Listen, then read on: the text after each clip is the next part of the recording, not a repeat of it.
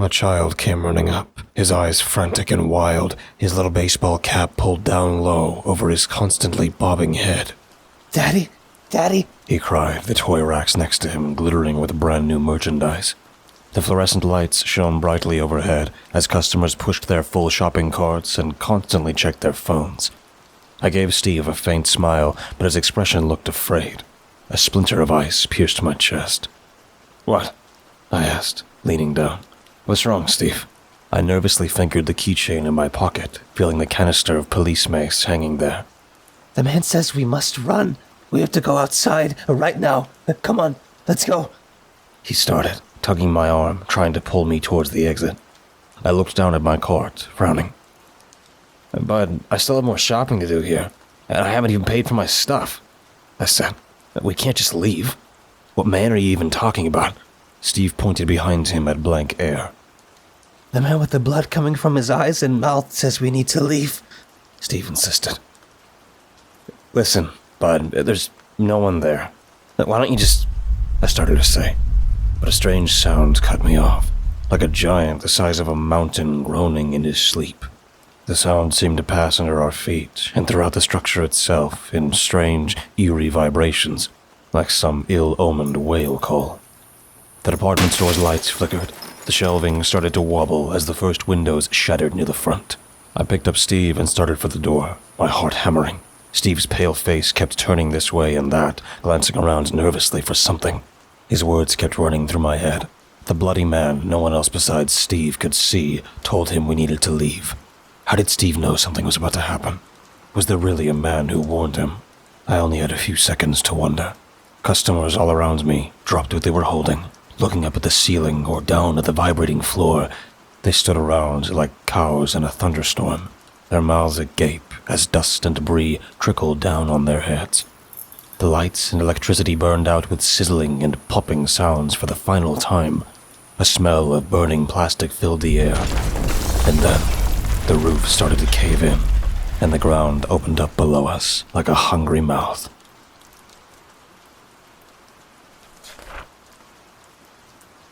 I remember the blood-curdling screams coming from all around me as I fell. Many were cut off suddenly, like stars winking out at the end of the universe. Crystal and glass flew everywhere. Windows shattered as the cacophony of human shrieking seemed to reach a resonance with the death gasps of the building. Heavy blocks of concrete fell through the air all around me. They smashed into everything with a deafening cacophony.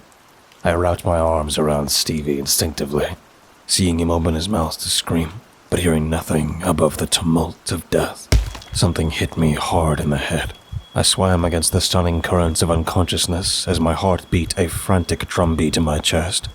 It seemed like it should explode if it kept beating so fast. The blackness fell over me like a swarm of locusts. It was total. I still held Steve tightly in my arms, but whether he was hurt or not, I didn't know. I felt trickles of blood running down my scalp and forehead. I groaned. "Daddy?" Steve's soft voice said next to me.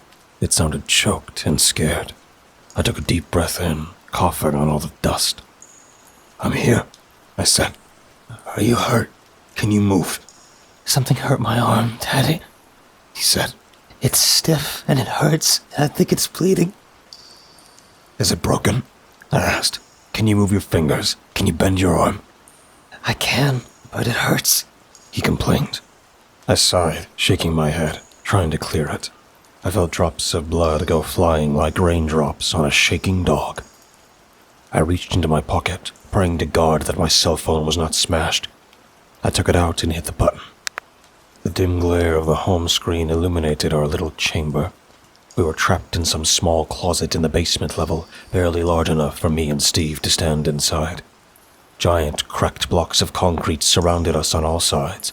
One loomed over our heads, skewed at an angle, hanging down like a guillotine blade ready to strike. Its corner had gotten stuck on a support, but it was barely hanging on by a fraction of an inch. I tried calling the police from the phone, but I couldn't get through. All the metal and concrete from the collapsing mall must have blocked the signal somehow. "Hello?" I cried into the concrete prison surrounding us. "Can anyone hear me?" My voice seemed parched and hollow. The cries felt eerie, like the wailing of a ghost in the dark night. Steve's eyes looked wide and shell-shocked in the coffin-like enclosure. Is someone there? A weak, choked voice responded nearby. Please. Hello? Who's there? I asked. Are you okay? No. A big block landed on my chest, and I can't breathe that well.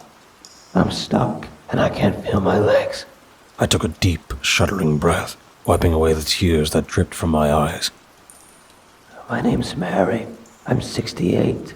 I live, or lived, 10 miles north of here. Please, tell my family that... The voice grew weaker and sadder, fading off into incoherent silence by the end. Hello? I called out again, but this time I got no response. All I could hear was the panicked breathing of myself and my son, buried alive in concrete and rubble.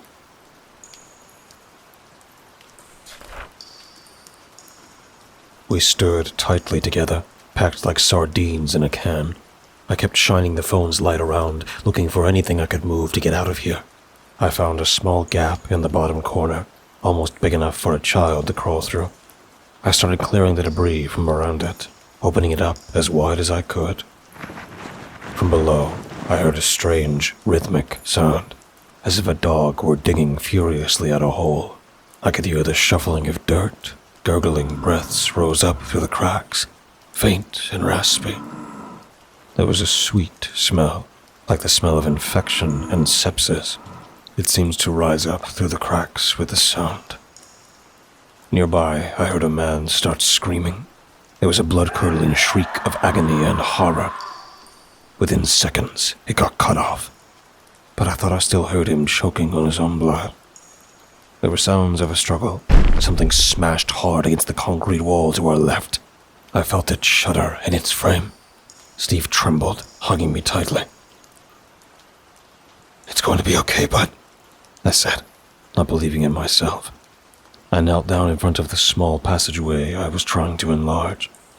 I peered into a jungle gym of twisted metal.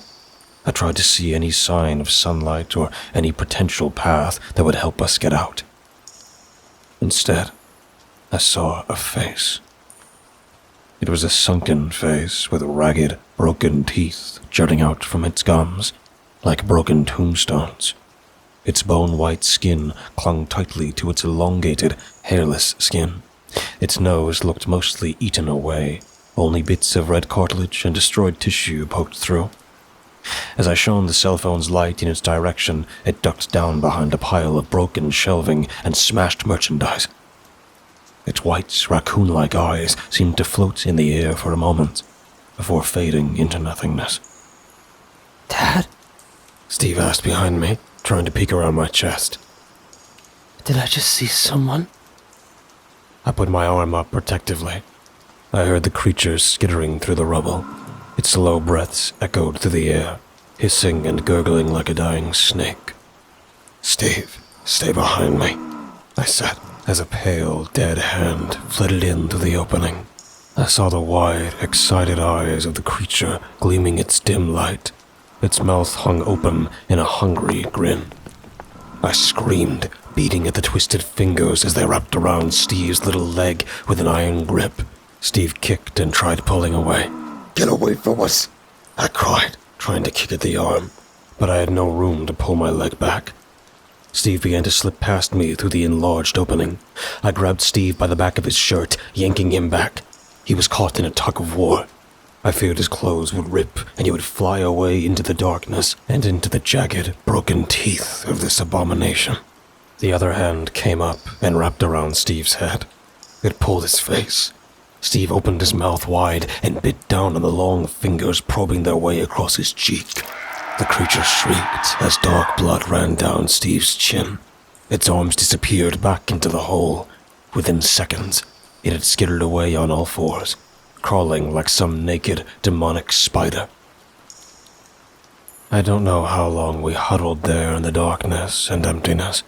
I turned off my phone to preserve the battery.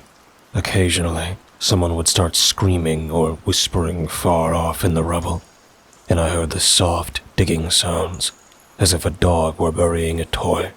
Every few minutes, I would turn it on for a brief moment to make sure nothing was watching us through the opening. As the battery began to run low, I turned it on again and saw someone staring in. It was a man with blood streaming from his face. It covered his eyes like a crimson film, so dark that I couldn't see any sign of the sclera or pupil behind all the blood. He wore a gore-stained hospital gown. His stringy black hair fell over his forehead and face. He looked Asian and clean-shaven, perhaps in his 30s. "Daddy, look!" Steve shouted, pointing. "That's the man who tried to help us earlier." I simply gaped in astonishment at this strange apparition. "Where did you come from?" I whispered, wishing I could take a step back. I instinctively wrapped my arms around Steve to protect him. "What are you? Who are you? Why did you try to help us?" The man's bloody eyes rolled widely in his head. He groaned and sputtered, but no words came out. I wasn't even sure if he could hear me. Steve tugged my arm. "Let me try." Steve whispered softly, bending his small body as much as he could in the confined space. His innocent, wide eyes met the bloody, eldritch ones of our savior. "Hi. Thanks for trying to warn us. I wish we had left." I felt a rising sense of guilt as Steve spoke. It was my fault we didn't run. Now, if my son died, it would all be on my head. "They crawl everywhere," the man rasped, his mouth open in a silent scream as blood dribbled down his face. The spatters made bright red drops on his hospital gown, bright and glistening over the dull sheen of gore. He pointed with a broken finger at the hole, and then at Steve. "You must get out. They're coming." His crimson eyes widened for a moment as he pushed himself away from the hole. I kept my phone pointed at this crawling corpse, watching in horror and awe as it slithered down into the cracks and the darkness. "Help me get out," Steve said, trembling and sweating as he looked up at me. "Maybe once I get out, I can help open the hole so you can get out." I nodded. Painfully, we rearranged our bodies in the coffin-like enclosure. Steve crawled through the opening in the debris with room to spare. He wriggled his way out, falling onto a portion of the original basement floor. The cold gray concrete had cracks like the fissures of an earthquake running through it. I saw a particularly large one in the far corner that looked a few feet wide and ran 20 feet across the room. I continued trying to push nails, broken glass, and pieces of wood and brick out of the way to enlarge the passage. "Don't go far, Steve," I hissed. He stopped, turning back to look at me. He had to crouch. Shelving and shattered merchandise reached up to the ceiling. A tightness in my chest told me to rush. I kept pushing more and more debris, trying to crouch my body as low as I could. Finally, I decided to just go for it. I carefully pushed my phone through, keeping the light facing upwards since I wasn't able to use my hands. I shoved my head through, smiling warmly at Stevie. He returned it, but he glanced nervously behind him. The space was so tight I had to keep my arms by my sides. I started to push myself slowly forward with my feet. The opening felt like a birth canal of rubble. I felt like I was being born, exiting this steel and concrete coffin and moving toward life. I heard something shuffling and digging behind Steve. A shard of ice pierced my chest as the subtle sound faintly echoed through the chamber. I tried to push myself through faster, but I felt stuck. My elbows and chest kept hitting the concrete. I exhaled all my air, gritted my teeth, and pushed. Something sliced into my skin as I slipped out the other side. I felt warm drops of blood dripping from my arms, chest, and back, but the waves of adrenaline kept me numb. I scrambled up, crouching low in the debris as I grabbed my phone. Steve backed up toward me, looking at the darkness far off in the corner. A giant fissure ran through the floor, about 3 feet wide. Dozens of pale hands reached up. Wicked, yellowed nails hung out the end, each forming the shape of a cone that ended in a razor-sharp point. As I stepped forward, I saw a body next to the fissure, an old man whose entire head had been crushed by a heavy concrete pillar. Yet someone had clearly also mutilated his body after death. I could see the chest hanging wide open with many of the organs removed. His button-up shirt and skin had been peeled back like curtains opening on a stage. The broken ribs and mounds of gore rising up from his dead body revolted me. White, eldritch eyes peeked above the fissure. The clawed figures pulled the naked bodies slowly up. They all grinned at us with sharp, broken teeth. I frantically dug in my pocket, feeling for the police mace. "Get back!" I screamed as I yanked it out and depressed the trigger, hitting the creatures from right to left. Those on the right were closest to us.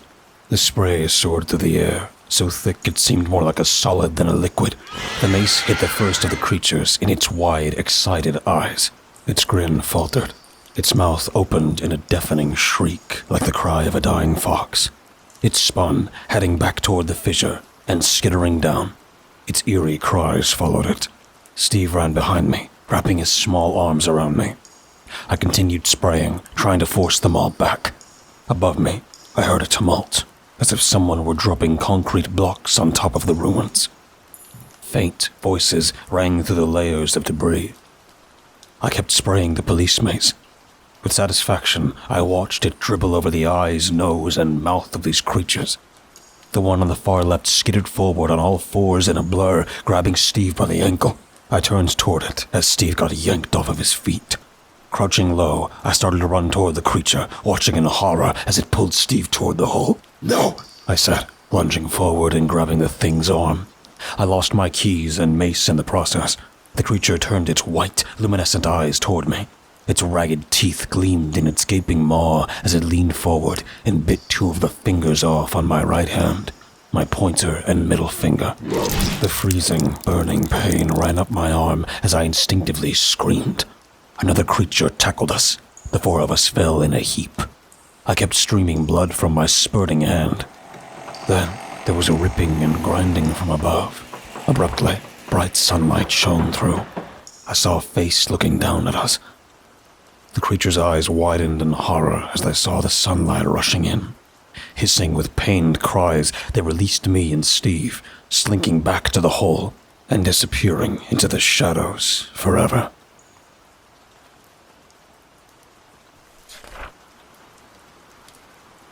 This case ended up getting international attention. Over 500 people died in the collapse of the mall. Apparently, the owner of the mall had taken out supports and pillars. He broke down random walls to open up more space, even when engineers told him not to. He went to prison for a while, but how much comfort is that to the 500 people who died? Of course, the official report is that all the deaths were from the collapse itself. No one wanted to listen to me when I talked about the creatures or the man with the bleeding eyes. I pointed to my mutilated hand and my permanently missing fingers. I even tried to find the rescuer who had first looked down to the opening, but no one would admit to seeing anything like the naked, pale creatures who had attacked us. But as they got me and Steve out, I heard other strange rumors from the emergency responders. Rumors that they had found a strange room in the basement where someone had been kept as a prisoner and tortured to death. Later on, I would see a picture of the man and realize it had been the Asian man with the bleeding eyes who had tried to save our lives.